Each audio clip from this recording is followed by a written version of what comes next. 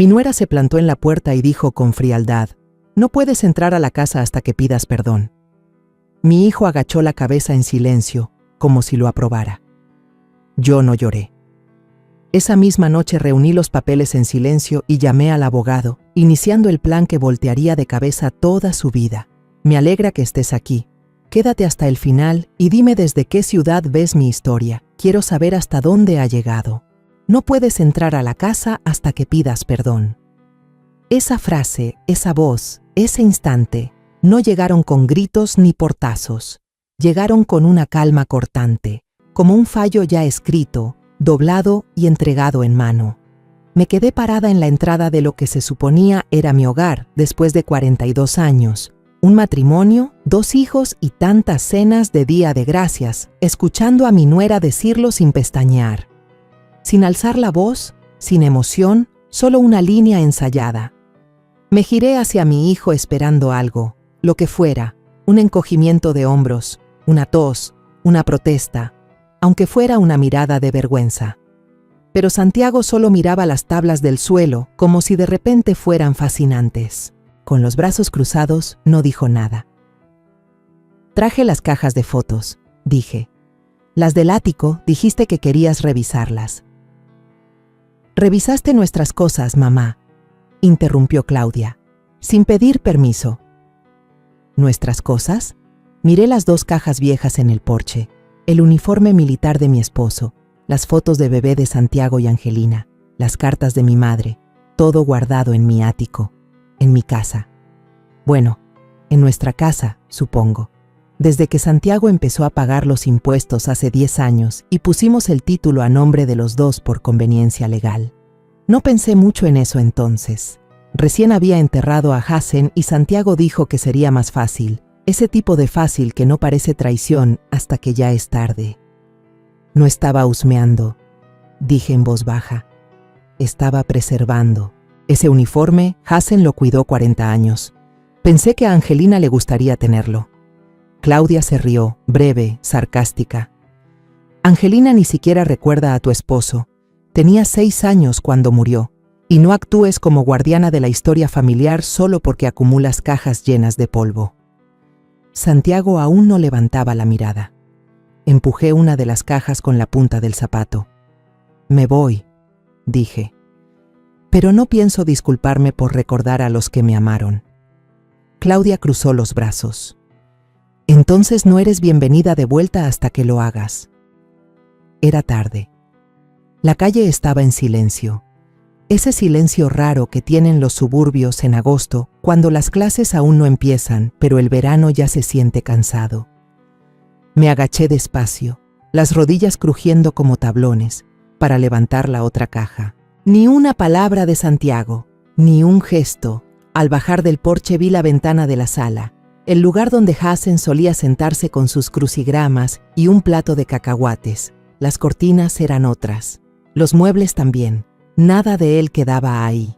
Caminé hacia mi coche. Aún estaba en la misma cochera donde estacioné cada día por 4 décadas. Todavía bajo el árbol de maple que plantamos cuando Santiago cumplió 10. No lloré, ni al retroceder, ni al pasar el buzón que decoraba en Navidad, ni al mirar las hortensias que Hazen plantó para mí, floreciendo junto a la cerca, azules como siempre. No lloré. Pero algo en mí, algo duro y paciente, se movió. Para cuando doblé hacia la avenida, ya había decidido. No tendrían que preocuparse por cerrarme la puerta, porque esa misma noche ya no sería su casa. Y así empezó. No con una pelea ni con una revelación dramática, sino con una frase dicha en un porche, por alguien que pensó que la amabilidad es opcional cuando uno envejece. Estaban equivocados.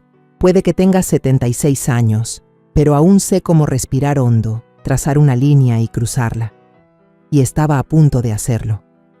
La cocina se sintió rara en cuanto entré. Demasiado callada, demasiado ordenada. Como un escenario armado para parecer habitado, pero vacío. Puse las cajas sobre la mesa y me quedé ahí un momento, sosteniendo los bordes como si fuera a levantarlas de nuevo, empujarlas lejos o gritar contra ellas. Me senté en la silla más cercana a la ventana. la que aún crujía como solían hacerlo las rodillas de Hassen. Afuera, el patio parecía detenido en el tiempo. La misma lavanda crecida además, el mismo pedazo de pasto donde Santiago había levantado una casita del árbol con su papá. Ahora el árbol estaba solo, sin las tablas, como si hubiera perdido su propósito. Metí la mano en la caja y saqué una foto. Santiago, de 10 años, sonriendo tan grande que parecía no tener espacio para la tristeza.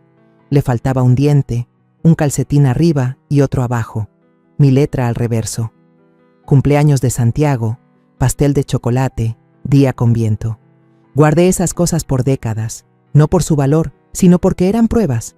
Pruebas de que había estado, de que había amado, de que trabajé, cociné, lloré, pagué cuentas, tapé goteras y me quedé en cada noche de fiebre, de pleitos y de miedo.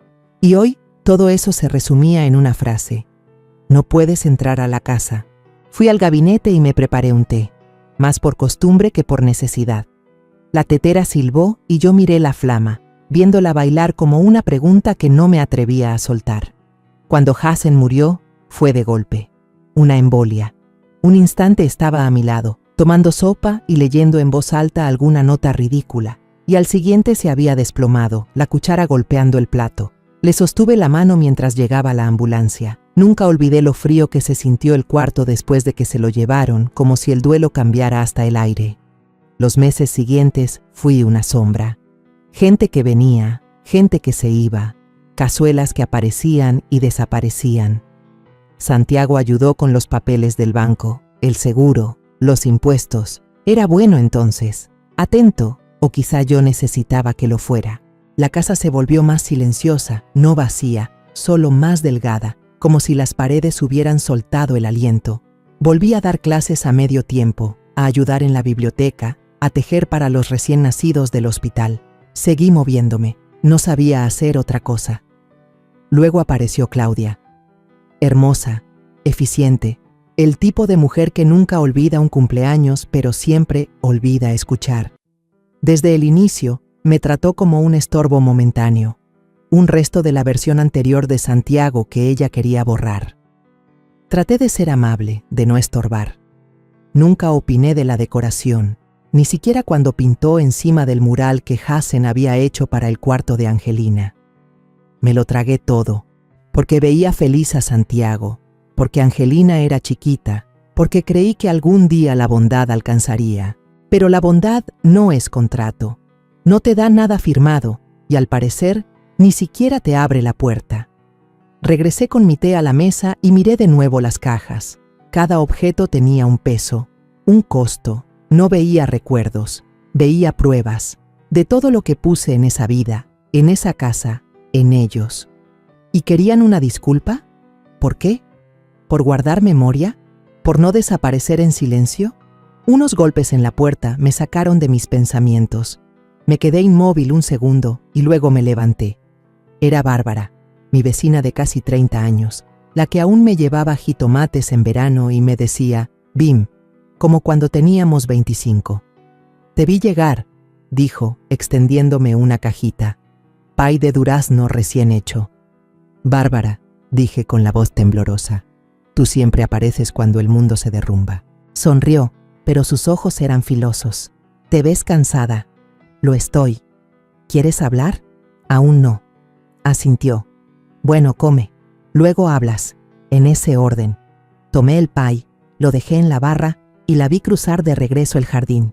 Tenía un mensaje en la contestadora, de Angelina. Hola, abuela. Papá dijo que no te sentías bien. Solo quería decirte que te quiero. Llámame si necesitas algo. No me sentía bien. Solté una risa apagada, amarga. Ya estaban reescribiendo la historia, pero qué lástima para ellos, yo seguía teniendo la pluma. Hassen y yo compramos esta casa en la primavera de 1981. Costó más de lo que podíamos pagar y tenía menos espacio del que queríamos. Las tuberías silbaban, el techo goteaba en la esquina sureste y el pórtico se inclinaba como si guardara un secreto. Pero era nuestra. Firmamos los papeles con las manos temblando y una emoción nerviosa, esa mezcla de miedo y necesidad que llega cuando uno hace algo arriesgado. Él me cargó en brazos al cruzar la puerta, como en una película tonta. Ni siquiera habíamos sacado los platos de las cajas. El linóleo de la cocina ya se despegaba en las orillas, y recuerdo a Hassen agachado con un martillo, intentando clavar de nuevo el borde mientras yo sostenía una bolsa con sopas enlatadas y una botella de vino barato. Me miró y dijo: «Arreglaremos este lugar, Bim. Lo llenaremos con nuestras vidas». Y así fue. Encontré ese recuerdo en una libretita manchada en el fondo de una caja. Hassen solía escribir ahí sus listas de pendientes, como un hombre que planeaba vivir para siempre. Válvula del cuarto de lavado, cambiar barandal del pórtico, aceitar el cerrojo del portón y debajo de todo, en letra más pequeña y casi tímida, planear fin de semana de aniversario, llamar a la florería. Cerré la libreta y miré las paredes de la cocina. Nada aquí era hermoso según las revistas, pero cada rincón era nuestro. El rayón en el azulejo junto a la estufa cuando Santiago dejó caer una sartén de hierro. Las perillas disparejas de la despensa que Hassen compró en una venta de garage, convencido de que tenían personalidad. La luz entrando a la mesa justo a las 4:10 de la tarde todos los días del año. No eran adornos, eran pruebas. Yo estuve aquí. Yo viví aquí. Y ahora querían sacarme de mi propia vida como si fuera una visita incómoda. Cuando Santiago tenía 9 años, se rompió el brazo al caerse del columpio en el patio. Hassen trabajaba tarde esa noche y yo lo llevé cargando al carro, le envolví el brazo con una toalla y manejé 45 minutos hasta la sala de emergencias más cercana que aceptaba nuestro seguro. Me quedé con él toda la noche, leyéndole chistes de una revista gastada mientras lloraba contra mi suéter. Santiago no recuerda esa noche, o finge no hacerlo. Lo que sí recuerda es que guardaba demasiadas cajas, que usaba zapatos viejos y que no entendía cómo funcionaban los iPhones. En algún momento pasé de ser su sol a convertirme en un estorbo. Pensé que había sido cuidadosa. Pensé que había ajustado mi órbita para darle espacio, pero ahora veo que siempre iba a ser demasiado presente, demasiado incómoda. Los papeles legales aún estaban en el cajón lateral de mi escritorio.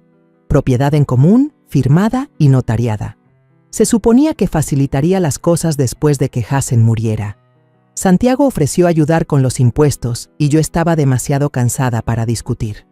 El abogado dijo que todo estaba bien, que conservaría el derecho de uso total, que nada cambiaría, y por un tiempo así fue.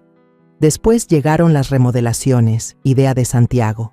La cocina necesitaba modernizarse, la pintura era deprimente y él conocía a un contratista. Pagué la mitad, luego más de la mitad, luego todo. Pensé, vendrá más seguido si siente que es su casa también. Pero no construía un puente, construía una coartada. Cuando mencioné vender la casa el año pasado para mudarme a un lugar más pequeño, quizá a una comunidad con mujeres de mi edad, Santiago dijo que no. Muy riesgoso, demasiado cambio. Dijo que complicaría la herencia. Dijo que estaba segura aquí. Qué curioso. Segura. Nunca había pensado que la seguridad pudiera sentirse como una jaula hasta entonces. Miré otra vez la habitación. La mesa estaba rayada y manchada, un poco dispareja, pero ahí jugamos miles de rondas de dominó. Las cortinas eran viejas, la estufa caprichosa y las tablas del suelo crujían en patrones que conocía de memoria. Esta casa no necesitaba rescate, necesitaba ser soltada. Me levanté, caminé al cajón y saqué los papeles, el sello notarial, la clave de la propiedad, la tarjeta del agente inmobiliario que Santiago una vez me recomendó, pero nunca llamé. Puse todo sobre la mesa junto al pay de durazno intacto. No necesitaba su permiso, solo requería el mío. El banquero se llamaba Carlos. Tenía un rostro joven con la cortesía de un viejo. Y cuando entré a la sucursal esa mañana, usando el mismo abrigo que llevé al funeral de Hassen, se levantó como si yo tuviera cierta importancia. Le dije, quiero hacer algunos cambios respecto a la escritura de mi propiedad. Y agregué, prefiero hablar con alguien que tenga claro el tema de la copropiedad en Jalisco. Parpadeó una vez y luego asintió. Por supuesto, señora López. Pasemos a la sala de juntas. Yo ya estaba preparada. Título original, copias de los impuestos de los últimos 5 años, cartas de la aseguradora y la nueva valuación que enviaron tras añadir el cercado, otro regalo de Santiago que pagué íntegro. Carlos revisó todo con calma, como pesando cada palabra antes de pronunciarla. Al llegar a la línea donde aparecía Santiago López como copropietario, se detuvo y me miró. ¿Ha habido algún desacuerdo?, Zrenia preguntó. No realmente, respondí, juntando mis manos sobre el regazo. Solo claridad. Asintió y tecleó algo en su computadora. Ajustó sus lentes y mantuvo un tono neutro. La casa está registrada como copropiedad en común. Eso significa que su parte es suya para disponer de ella como quiera. Puede vender su participación o la propiedad completa si la otra parte accede, o iniciar un proceso legal si no. Sonreí, delgada y ensayada. No quiero pleitos, Carlos. Solo deseo vender la casa. ¿Y su hijo? ¿Firmará? Zrenia deslicé un papel hacia él. Aquí está el registro de todos los pagos de hipoteca que he hecho desde que murió Hassen. Aquí el préstamo sobre el valor de la casa que tomé para pagar la maestría de Santiago. Aquí el acuerdo firmado donde él y yo establecimos que tenía derecho a vivir en la casa hasta mi muerte o hasta venderla, lo que ocurriera primero. Carlos leyó el documento. Esa cláusula ayuda. Técnicamente, si usted decide vender, él no puede impedirlo. Puede objetar la valuación, pero no la venta. Asentí. Entonces quiero una valuación completa, lo más pronto posible. Pagaré lo que sea necesario para agilizarlo. Carlos tomó nota. Conozco buenos valuadores que podría recomendar, pero para dejar claro, ¿piensa vender la casa familiar? No vendo una casa, respondí. Vendo el derecho a borrarme de mi propia vida. Levantó la vista, pero guardó silencio. Carlos, le dije, ¿alguna vez ha caminado por su cocina y descubierto que alguien más acomodó cada cajón? ¿Alguna vez se ha sentado en su mesa y sentido que era un invitado? No respondió. No hacía falta. Salí del banco con una lista de evaluadores y una cita para el viernes. 2 días después. Crucé a la cafetería frente a la sucursal y me senté junto a la ventana. Pedí té, aunque hacía demasiado calor para tomarlo. Observé los autos pasar. El celular vibró. Un mensaje de Santiago. Angelina quiere pasar este fin de semana. Te extraña. Por favor, no hagas las cosas incómodas. Sin disculpa. Sin preguntar cómo estaba. Solo la petición de que me portara bien. No contesté. En su lugar, abrí mis contactos y encontré el nombre del abogado que Hassen y yo usamos al redactar nuestro primer testamento. Juan Castillo. Según la página web, seguía en activo. La recepcionista contestó en el segundo timbrazo. Despacho Castillo y Bell. Mi nombre es Bimorí López, dije. Estoy haciendo cambios en mi herencia y quiero que el proceso sea rápido e irreversible. Dudó. ¿Irreversible? No me interesan las segundas oportunidades, contesté. Solo que quede limpio.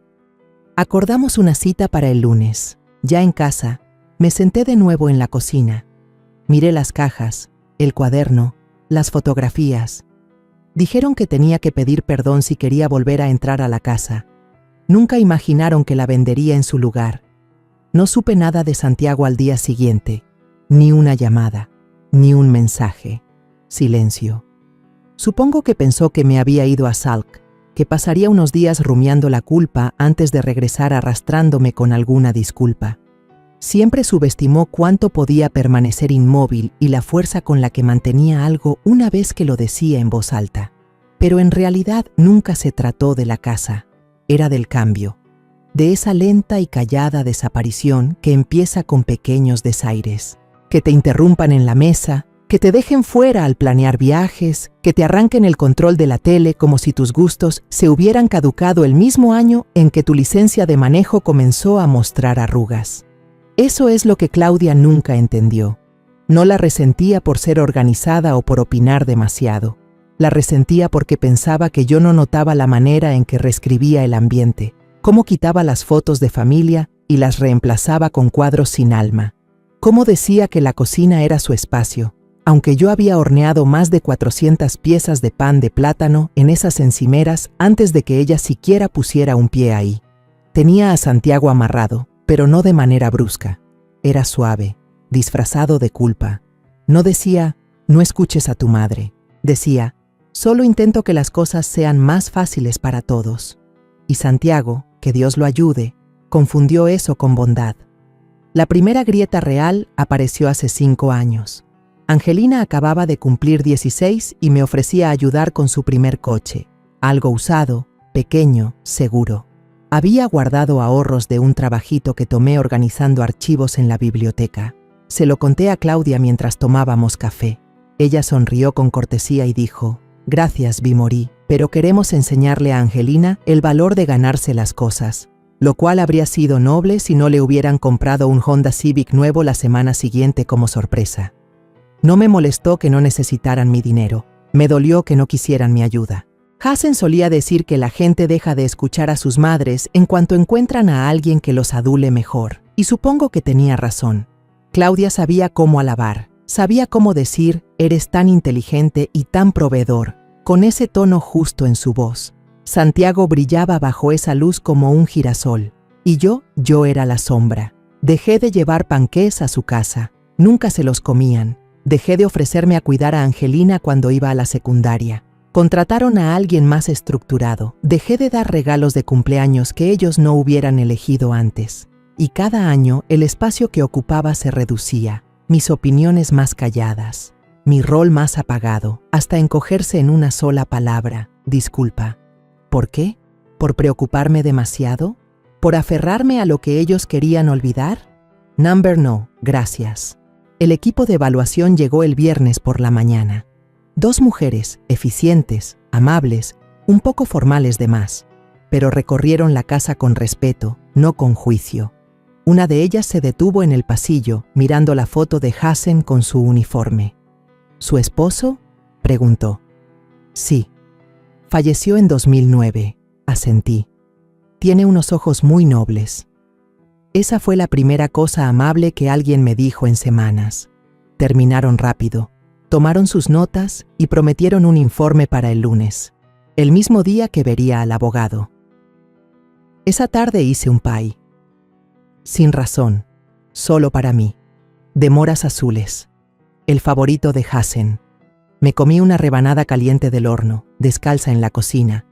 El olor a azúcar y limón llenaba la casa como un canto, y por primera vez en años no puse un segundo plato. Claudia nunca gritaba.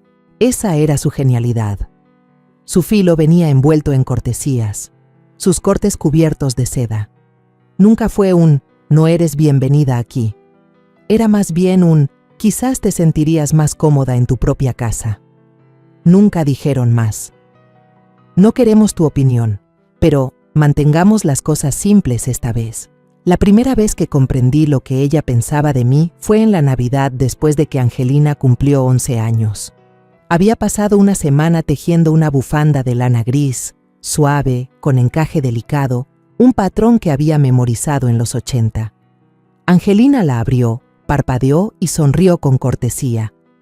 Antes de que pudiera decir algo, Claudia se rió y comentó: «A la abuela le encantan sus proyectitos, ¿verdad?». Y así, el regalo se convirtió en una rareza, una reliquia, algo anticuado y sin valor. Esa noche la encontré colgada en el respaldo de una silla, olvidada.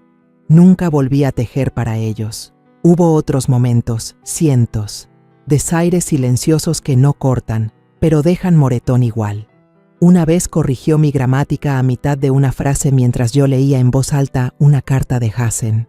Otra ocasión puso los ojos en blanco cuando llevé mi propio pie al Día de Acción de Gracias, diciendo que quizá tendría demasiado azúcar para Angelina. Cosas sutiles, disfrazadas de ayuda, pensadas para encogerme sin enfrentamientos. ¿Y Santiago? Siempre se reía con nerviosismo, cambiaba de tema o decía: «Ella lo dice con buena intención». Pero yo sabía lo que era. Se siente cuando alguien espera a que dejes de ser necesaria. Traté de convencerme de que era cuestión de generaciones, que simplemente no entendía lo que significaba sostener un hogar en tus manos durante 40 años. Que no era malicia, solo diferencia, pero hasta esa excusa se fue desgastando, porque en cierto punto ya no fue olvido, se volvió borrarme. Yo solía tener una silla en su sala, nada lujosa, solo un sillón viejo que habían tomado de mi estudio cuando quisieron un rincón de lectura acogedor. Me sentaba allí en las visitas, usualmente callada. Miraba a Santiago y a Angelina discutir sobre la universidad o reírse con un programa que yo no conocía. Un día llegué y ya no estaba. Cuando pregunté dónde se había ido, Claudia sonrió y dijo: no combinaba con el nuevo acomodo. Me ofreció asiento en la barra, en un banquito sin respaldo. Me quedé 5 minutos. Luego dije que estaba cansada y me fui temprano. Nunca preguntaron por qué. Así es como sucede. No con peleas, sino con sustituciones. Tu silla, tu guiso, tus tradiciones, tu espacio. Uno a uno, en silencio, se van apagando. Y cuando por fin hablas, cuando dices, ¿esto duele? O ¿no me siento bienvenida?, te miran como si la que hubiera cambiado fueras tú. Dijeron que exageraba, dijeron que malinterpretaba, pero cuando dejé esas cajas de fotos, las mismas que decían ocupaban demasiado espacio, y me encontré con la puerta cerrada en una casa que yo había pagado, todas las ilusiones se rompieron. No era un malentendido, no era una ficción, no me estaban sacando de la propiedad, sino de la historia. Ya no era la matriarca, no era conveniente. No supieron cómo desecharme con educación. Así que intentaron desgastarme con silencio y sugerencias. Y cuando eso no funcionó, me pusieron una condición: pide perdón. Supongo que pensaron que yo tendría miedo de perder lo último de pertenencia que me quedaba. Pero ese fue su error. Nunca temí perder mi lugar en su casa. Lo que temía era perder mi lugar en mi propia historia. Y ese miedo, bueno, ese miedo ya no existía. Me desperté a las 4:43 de la mañana, sin alarma, sin ruido. Solo ese despertar que llega cuando algo dentro de ti ya tomó una decisión mientras dormías. La casa estaba oscura y el aire tenía esa quietud previa al amanecer, donde el silencio pesa más de lo normal, como si supiera que algo está a punto de cambiar. Me senté mucho tiempo en la orilla de la cama, con los pies firmes en el piso, esperando que dejaran de temblarme las manos. Nunca lo hicieron. Aún así me levanté. No preparé café. Tampoco prendí la radio como de costumbre. Solo caminé despacio hasta la puerta trasera. Salí al porche y escuché. Las campanillas del vecino tintineaban sin viento. Un perro ladraba a lo lejos. Los postes de luz parpadeaban sus últimos destellos antes de que la claridad los volviera inútiles. Recuerdo que Hassen me dijo alguna vez: hay diferencia entre rendirse y decidir que ya acabaste. Lo comentó después de renunciar a un trabajo que lo desgastó 20 años. Entonces no lo entendí. Hoy sí. No estaba renunciando a mi familia. Solo había terminado de hacer castings para un papel que nunca pensaron darme. La agente de bienes raíces llamó a las 9 en punto. La había encontrado en internet la noche anterior. De mediana edad, sonrisa segura, sin excesos de simpatía. Se llamaba Irma Torres. Cuando le expliqué que necesitaba a alguien que no se acobardara ante situaciones difíciles, ella solo respondió: ¿cuándo puedo ver la propiedad? Al mediodía ya estaba en mi sala, portapapeles en mano. Es un buen espacio, comentó, recorriendo las habitaciones como alguien que ha visto 1000 cocinas y distingue en segundos si guardan recuerdos o solo planes de comida. Huesos sólidos. Le dije que la instalación era nueva, pagada en efectivo el año pasado. Ella asintió. ¿Va en serio con la venta? Tan en serio como el cáncer. Solté sin pensarlo. Me miró con cuidado, sin indagar más. Necesitará una preinspección. Tengo a alguien. La próxima semana podemos tomar fotos. Primero la publicamos en privado, probamos el mercado. ¿O quiere jornada de puertas abiertas de inmediato? Nada de eso. Quiero compradores que lo pidan, no extraños hurgando en mis cajones. Esbozó una leve sonrisa. Entendido. Mientras revisábamos papeles, no podía evitar mirar la sala. Limpia, pero usada. Nada de moda, nada preparado. Solo pedazos de una vida. Una vida que hasta hace una semana pensé terminar aquí. Pero no me quedaba por terquedad. No me quedaba por orgullo. Simplemente había supuesto que tenía más tiempo. Tiempo para que me necesitaran. Tiempo para importar.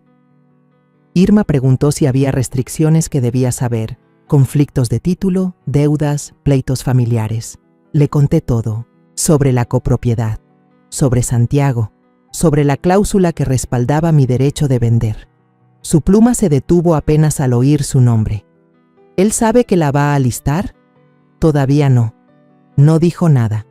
Solo escribió su número y lo deslizó sobre la mesa. Llámeme, dijo, en cuanto lo haga. Esa noche empecé a empacar. No todo, solo una caja. La rotulé, cosas que eran mías. Dentro guardé el reloj de pulsera de Hassen, una foto nuestra del primer año de casados, sus ojos aún temerarios, los míos aún seguros, un libro de poemas que nunca presté a nadie y la llave de una casa que estaba lista para soltar. Irma volvió el lunes por la mañana con un hombre llamado Miguel, de unos 40 y tantos, voz suave. En lugar de portapapeles, llevaba una libreta de cuero. Preinspección, dijo. No me tomará más de una hora. Le di libertad de recorrer la casa. Lo observé desde la cocina mientras se movía con calma por las habitaciones, golpeando paredes, revisando debajo de fregaderos, probando enchufes como si leyera el pulso del lugar. Traté de ocuparme, limpié la estufa, doblé 2 veces un trapo de cocina. Nada se sentía real. Era como ver cómo mi vida se iba desarmando en silencio. Cada paso que él daba soltaba otro hilo. No con violencia, sino con suavidad. Como si la casa ya hubiera empezado a soltarme. Irma estaba en la mesa, tomando café que yo había preparado por costumbre. Tengo a una pareja en mente, dijo. Él es bombero jubilado, ella enfermera escolar. Quieren algo más pequeño, pero no demasiado. Tienen 2 hijos, adultos. Vienen a visitarlos una vez al mes, mandan tarjetas todavía. Eso me hizo sonreír. Ella miró alrededor. Casas así ya casi no se ven, con historia. Los compradores la sienten apenas entran. Yo respondí, a veces las historias cansan a la gente. La esposa de mi hijo cree que la historia solo llena de cosas. Irma dejó su taza despacio. La historia es lo que hace que una casa se venda. Miguel regresó con su lista. Unos apuntes. Nada grave. La cimentación está bien. El techo sólido. Un poco de sellador en el baño de arriba. Fácil de arreglar. Irma sonrió. La ponemos en lista para el jueves. En silencio, como pediste. Si llega la oferta correcta, ¿estás lista para moverte rápido? Miré la cocina. La ventana donde Hassen se paraba los domingos a beber jugo de naranja. El sitio junto a la estufa donde se quebró la loseta cuando Angelina dejó caer mi vajilla de boda. El gabinete con la bisagra floja que nunca arreglé porque nunca me pareció urgente. Estoy lista. Cuando se fueron, caminé sola por cada cuarto. No para llorar, solo para verlos. La sala aún olía a canela y libros viejos. La luz del pasillo seguía parpadeando cuando se encendía el lavavajillas. En el cuarto del fondo encontré una pantufla bajo la cama. Una mía, sin su par. Me senté en el piso y la sostuve como si fuera una foto. Ahí me cayó. No como un pensamiento, sino como certeza. Yo había amado esta casa más fuerte que nadie. Esa tarde recibí un mensaje de Angelina. Hola, abuela. Estaba pensando, ¿puedo pasar este fin de semana por los anuarios viejos que dijiste? Es para un proyecto escolar. Me quedé viendo la pantalla un buen rato antes de contestar. Siempre eres bienvenida, mi niña. Solo no tardes mucho.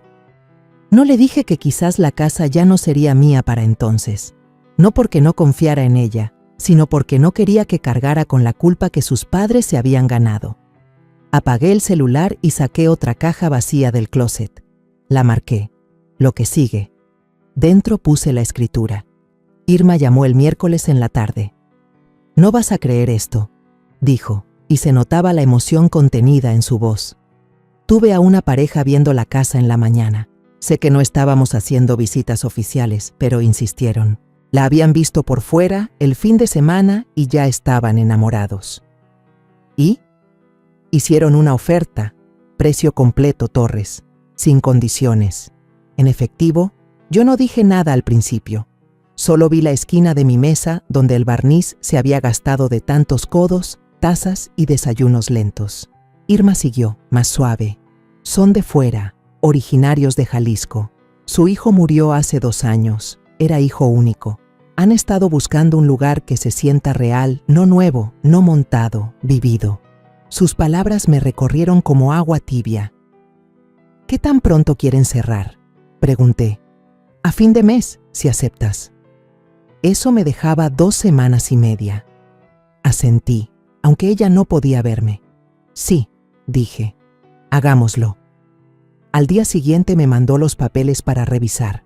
Me senté en la mesa de la cocina con el sobre manila cerrado durante casi 1 hora antes de abrirlo con el mismo cuchillo que Hazen solía usar para cortar tallos de rosas. El contrato de compraventa era claro, directo y definitivo, y mi firma bastaría para soltar 42 años en apenas 2 trazos. Firmé. No lloré. En lugar de eso fui al closet del pasillo y saqué la caja marcada con las cosas que eran mías. Le agregué 3 objetos más. Una lista del mandado con la letra de Hazen. Una servilleta de tela manchada para siempre desde la última cena familiar antes de que Angelina se fuera a la universidad. La llave del cobertizo del jardín que él levantó con sus propias manos. Luego abrí otra caja. La marqué con "No se viene conmigo" y ahí puse el adorno de pared con la frase "Vive, ríe, ama" que Claudia se empeñó en regalarme. El mandil que Santiago compró en una tienda enorme con la etiqueta Torres aún colgando. Una vela con un aroma que detestaba pero fingí gustar porque Angelina la escogió.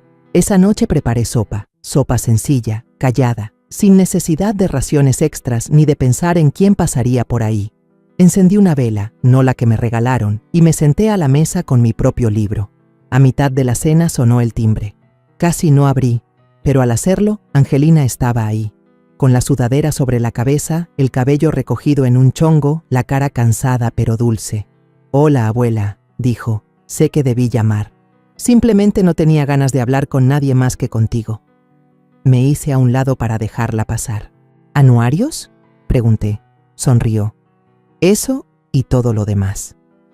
Nos quedamos en la mesa 1 hora. 2. Me preguntó por Hazen, por la casa, por la vieja caja de recetas en la que solía hurgar de niña. La dejé hablar, la dejé sentir, hasta que miró alrededor y dijo: «¿Es raro que me sienta más en casa aquí que con ellos?». Le tomé la mano sobre la mesa. «No, mi vida», le dije. «No es raro en absoluto». Nunca preguntó por qué algunas fotos ya no estaban en las paredes. Tal vez ya lo sabía. La casa no se resistió a la mudanza. Creí que lo haría. Pensé que las paredes pesarían más, que los cajones se pondrían duros, que cada objeto susurraría «no te vayas al tocarlo».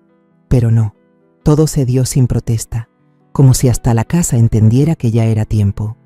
Empecé en el closet de la ropa de cama. Toallas viejas, gastadas de tan suaves, sábanas con el centro delgado de tanto uso. Me quedé con 3 juegos. Doné el resto. Ya no había a quien impresionar con fundas de almohada a juego. La cocina fue más difícil, no por las cosas, sino por los rituales. La tetera astillada que Hazen me dio en nuestro 10º aniversario. El refractario que usaba en cada fiesta. Un cajón lleno de tuppers sin tapa. No eran simples utensilios, eran un andamio. La estructura en la que me apoyaba para fingir que todo era normal aunque no lo fuera. Me permití llorar una vez, de rodillas en el suelo de la cocina, abrazando una taza de café que todavía guardaba la marca tenue del pulgar de Hazen en el esmalte. Él la usaba cada mañana. Nunca la lavé con fuerza, por miedo a borrarlo. La envolví en una toalla y la acomodé con cuidado en la caja marcada advertencias. Contraté a una mudanza, una compañía chica de aquí, 2 hombres en sus 30s. Uno con faja en la espalda que me decía señora hasta que le pedí que no. Fueron amables, cuidadosos y rápidos. No hicieron preguntas cuando señalé la pila de cajas marcadas solo bodega. Cargaron los muebles que conservé, una mecedora, un escritorio angosto, mi sillón de lectura favorito, y dejaron lo demás para que lo recogiera la donación. Aún no se lo había dicho a Santiago, al menos no de manera oficial. Él no me había buscado desde el mensaje sobre la visita de Angelina. Tal vez pensó que guardar silencio era más seguro. Quizá esperaba que yo lo dejara pasar, que lo tomara como un disgusto pasajero y me replegara otra vez al rincón que me habían asignado en la familia. Pero la familia había cambiado. No porque me fui, sino porque dejé de pedir un lugar en la mesa. Mi nuevo espacio era una casita rentada en la orilla del pueblo, pequeña, con una recámara, un porche sencillo y un jardín invadido por romero. Desde que crucé la puerta, olía a libros viejos y a cedro. Me enamoré al instante. Allí no había muerto nadie. Nadie había discutido por la cena, ni desinvitado a una madre de su propia cocina. Estaba limpio, honesto, vacío y era mío.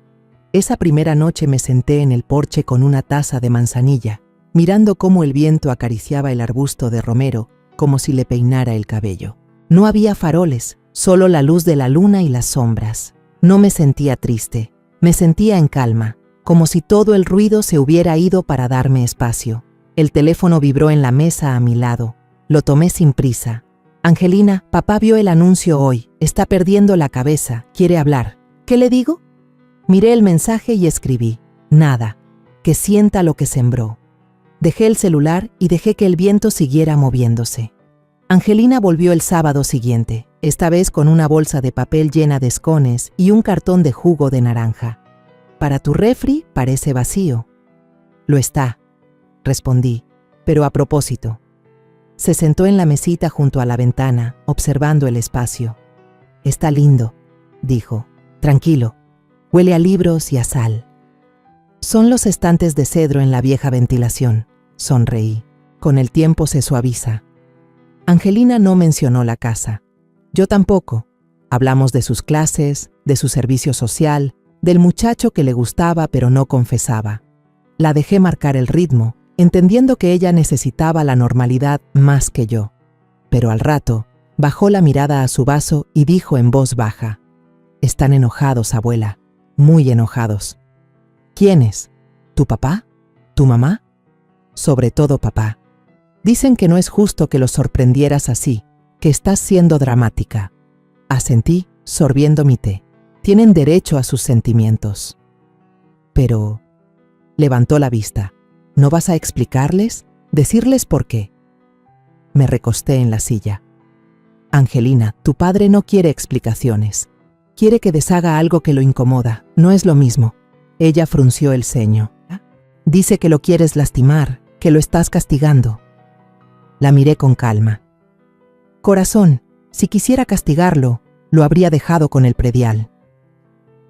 Angelina soltó una risa que se quedó atorada en la garganta, esa que no sabe si está bien soltar. Le tomé la mano. No hice esto para castigar a nadie, lo hice para dejar de castigarme a mí misma. Sus ojos se humedecieron, pero parpadeó rápido. Hay algo más, dijo sacando un sobre doblado de su bolsa. Llegó al buzón de la casa vieja. Mamá no quiso traerlo, así que lo traje yo. Lo abrí con cuidado.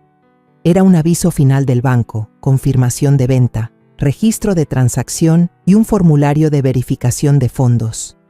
Y pegada, una nota en letra que no reconocí. Te deseamos paz en lo que venga. Guardé la carta y la dejé a un lado. ¿Les dirás a dónde va el dinero?, preguntó en voz baja. No, a menos que pregunten. Y si lo hacen, les diré lo que es suyo, nada más. Más tarde, esa tarde, caminamos por el jardín detrás de la cabaña, crecido, fragante, lleno de vida. Angelina cortó un manojo de ramas de romero y las ató con un listón de su mochila. «Para tu nueva cocina», dijo. Las puse en un frasco de vidrio junto a la ventana, al lado del molde para pay y del viejo reloj que Hassen solía darle cuerda. Esa misma noche llamé al banco. «Quiero abrir un fideicomiso», le dije al gerente. «Para mi nieta, con todo el monto, interés a largo plazo y protegido».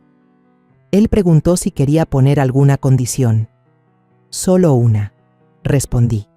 «Que nunca tenga que pedirle permiso a nadie para usarlo». El primer mensaje llegó a las 8:17 de la mañana. Santiago. «Mamá, vi el anuncio. Necesitamos hablar». Después sonó el teléfono. Lo dejé sonar. Y sonar. Y sonar. Para las 9 ya había dejado un recado. «Hola mamá. Mira, no entiendo qué está pasando. No puedes simplemente vender la casa. Esa era la casa de la familia. Mi casa. Ni siquiera lo hablaste conmigo. Por favor, llámame». Para el mediodía, los mensajes se volvieron más duros. Estás siendo irracional. Esto no es propio de ti. ¿Qué intentas demostrar? Y luego, el que lo dijo todo sin decir mucho. Me has decepcionado de verdad. Me senté en mi pequeño porche con una taza de té tibio, releyendo esa frase. No con enojo. Ni siquiera con tristeza. Solo con claridad. Porque lo que realmente quiso decir fue: no te quedaste en la caja que te construimos. Te saliste. Sin permiso. No respondí. Al caer la tarde, Claudia también se unió al coro. Mandó un mensaje largo y estructurado, como si estuviera redactando una queja formal. Entendemos tu dolor, pero decisiones como esta afectan a todos. Pudiste habernos involucrado en el proceso. Has desestabilizado la estructura familiar y generado confusión en Angelina. Esperábamos más de ti. Me reí, en voz alta, no con amargura, ni con crueldad, solo, con sinceridad. La estructura familiar de la que hablaban había sido de una sola vía durante años. Un puente con peajes que solo se cobraban de mi lado. Nunca preguntaron qué necesitaba, cómo me sentía, si era feliz. Asumieron que mi silencio era conformidad, que mi presencia significaba aprobación. Pero yo no era una estatua en la foto familiar. Era una persona, y por una vez había actuado como tal. También ignoré el mensaje de Claudia. Más tarde, cuando el viento empezó a soplar y las ventanas de la cabaña crujían en sus marcos, el teléfono volvió a sonar. Era Angelina. Contesté. «¿Saben del fideicomiso?», dijo en voz baja. Cerré los ojos. ¿Cómo? Papá se volvió loco después de que se procesó la transferencia del título. Empezó a revisar las alertas del banco, quizá esperando que fuera un error. Vio el movimiento, llamó al banco. El gerente no le dio muchos detalles, pero obtuvo lo suficiente. No dije nada. Están furiosos. Nunca los había visto así. ¿Te dijeron algo directamente? Number hizo una pausa, pero me tratan como si fuera una extraña. Mamá ha estado fría. Papá sigue diciendo cosas como: esto es lo que pasa cuando se rompe la lealtad. Solté el aire despacio. No les debes ninguna defensa. Lo sé, pero es difícil, abuela. Los quiero, incluso cuando son así. Lo sé, mi vida. Hubo un largo silencio en la línea. Luego susurró: ¿lo hiciste por mí? ¿El fideicomiso? Lo hice por mí, respondí. Y te incluí, porque siempre me has visto. Nunca me hiciste sentir pequeña. Otra pausa. Luego, en voz baja: gracias. Después de la llamada, finalmente escuché el recado de Santiago. Sonaba cansado, ya no enojado, simplemente confundida. No tenías por qué apartarnos, mamá. No entiendo qué fue tan imperdonable de lo que hice. Pero si esto es lo que de verdad quieres, supongo que ya no queda nada más que decir. No fue imperdonable, pensé. Solo fue algo imposible de olvidar. Y hay una diferencia. Fui al escritorio, saqué una libreta y escribí una carta. No pensaba enviarla. Solo necesitaba escribirla.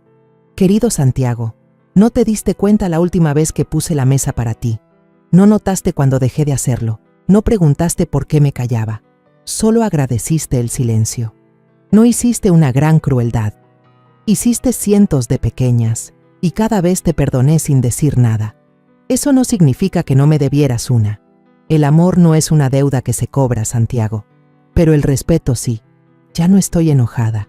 Solo terminé de entregarme sin medida. Cuídate, mamá. Doblé la carta, la guardé en un sobre y la escondí en el fondo de un cajón. Algunas verdades no están hechas para enviarse, sino para escribirse y así dejar de cargarlas. El tren arrancó de la estación sin más. No fue una gran despedida, ni una multitud de adioses. Solo un suave avance y el murmullo constante del movimiento. Me senté junto a la ventana, con las manos alrededor del termo que Angelina me había dado en el andén. Manzanilla con un chorrito de miel. ¿A dónde vas, abuela?, me preguntó esa mañana. Al sur, respondí. A un lugar donde no tenga que justificarme. No discutió. Solo me abrazó fuerte, metió el té en mi bolso y dijo: manda una postal. La cabaña no era para siempre, tampoco el pueblo. Lo supe desde el inicio. No había huido para levantar un nuevo capítulo con dirección fija.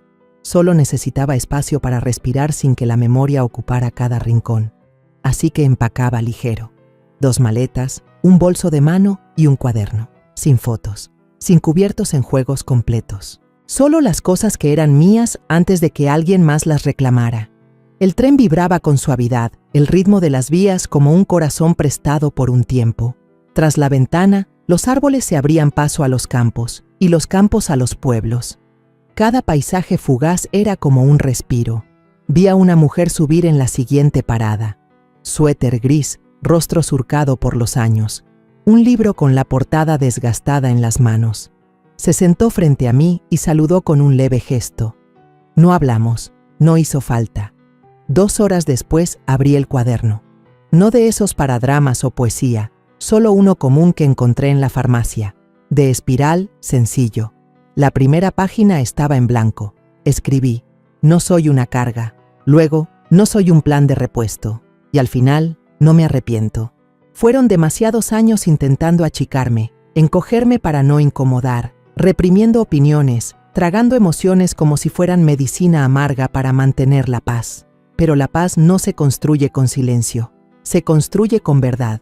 Y la verdad era que había estado presente en cada Navidad, cada enfermedad, cada nuevo empleo, cada puerta que se cerraba de golpe, cada comida en la que se olvidaron de agradecer. Estuve ahí, solo dejé de ser vista. Ahora tendrían que vivir con esa ausencia, no como un castigo, sino como una realidad.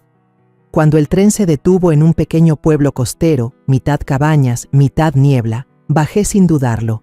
No tenía reservación. Solo un nombre anotado en un papelito que me dio una señora de la iglesia que dijo, «Te va a gustar este lugar. Está en silencio y nadie hace preguntas». Tenía razón. Encontré la posada, una vieja casa convertida en hospedaje con escaleras que crujían y cobijas pesadas, y pagué 3 noches en efectivo. La señora en la recepción me entregó una llave sin reparar en mi edad, en mis manos, ni en el hecho de no llevar equipaje. Habitación 4. Ventana mirando al mar. Esa noche caminé por la orilla con zapatos poco prácticos, dejando que el agua me mojara los tobillos. Nadie gritó mi nombre. Nadie me preguntó dónde había estado o qué pensaba hacer después. El cielo estaba abierto y respiré como si mis pulmones recordaran cómo hacerlo. De regreso en la habitación, me senté junto a la ventana y escribí una línea más en el cuaderno. Irse no es lo mismo que desaparecer, porque yo no había desaparecido. Simplemente había dejado de esperar ser invitada de nuevo. Me quedé en el pueblo costero más tiempo del que pensé. Lo que serían 3 noches se volvió 12. A la encargada no le importó. Me dio tarifa de temporada baja, me llevó panecillos calientes por la mañana y solo una vez preguntó si quería compañía para cenar. Cuando le dije que no, no volvió a insistir. Algunas mañanas salía a caminar. Algunas tardes me sentaba en el porche con mi libro, leyendo las mismas páginas una y otra vez. Algunas noches escribía, no para nadie, solo para poner nombre a las cosas. Nombrar siempre me había ayudado. Escribí sobre el olor de la franela vieja de Hassen, sobre la forma de la boca de Santiago cuando reía sin pensarlo, sobre las manos de Angelina, tan parecidas a las mías, solo más jóvenes y firmes. Escribí sobre la primera vez que me sentí rechazada y la última vez que intenté fingir que no dolía. Y luego escribí sobre la casa, sobre cómo la había amado y cómo dejó de quererme de vuelta. Eso fue lo más difícil de admitir, porque nos enseñan a creer que los lugares guardan nuestros recuerdos como museos, pero número. Los guardan como adictos, apilados, polvorientos y muchas veces inaccesibles. Y si la gente a tu alrededor deja de abrir esas cajas, empiezas a dudar si esos recuerdos alguna vez importaron. Yo había pasado demasiado tiempo aferrada a cuartos que olvidaron mi nombre. Ahora no necesitaba un cuarto, necesitaba espacio. Una mañana fui a la oficina de correos y envié un sobre pequeño a Angelina. Adentro iba una llave de una caja de seguridad y una nota escrita a mano. Para el día en que necesites empezar de nuevo. No porque fallaste, sino porque te negaste a quedarte donde no eras vista, sin palabras legales, sin explicaciones. Encontraría los documentos cuando llegara el momento. El fideicomiso crecería despacio, en silencio, igual que la mujer que lo levantó. Esa tarde me compré una rebanada de pay de manzana en el diner cerca del muelle. Me senté en la barra junto a una enfermera jubilada que no habló de nada más que de rompecabezas y de su gato terco. No me preguntó de dónde era, no le importó. Me pasó el sobrecito de azúcar sin que yo lo pidiera y comimos en silencio como personas que ya no tienen nada que demostrar. Más tarde, caminando por la orilla rocosa, recordé algo que Hassen dijo una vez tras una fuerte discusión con Santiago, una de las pocas peleas que lo hicieron salir del cuarto. «Tiene tu terquedad», murmuró Hassen. «La única diferencia es que la tuya sabe cuándo dejar de importar lo que piensen los demás». En ese entonces pensé que era un insulto disfrazado de cumplido. Ahora sabía que era una profecía. Mi teléfono sonó solo una vez esa semana. Número desconocido. No contesté. Ya no tenía nada que explicar. Que se quedaran con la duda. Que se atoraran con el silencio. Mi ausencia era el idioma más claro que había hablado en mi vida, y supe sin dramas ni justificaciones que ninguno de ellos, ni Santiago ni Claudia, tendría el valor de hacer la única pregunta que importaba. ¿Qué te hizo dejar de esperar a que te entendiéramos? Porque ya sabían la respuesta, solo que no pensaron que actuaría, pero lo hice. No con gritos, no con crueldad, sino por completo. No necesitaba que reconocieran el dolor, no buscaba una invitación tardía para volver al círculo. Lo único que requería era saber que podía irme con nada más que una maleta, un nombre y mi propia historia intacta. Y lo logré. Esa noche me quedé en la orilla del mar y di las gracias en voz alta, no a alguien en especial, solo al viento, solo a mí misma, por no rendirme. La casa se vendió un jueves. Irma me mandó un mensaje para confirmar.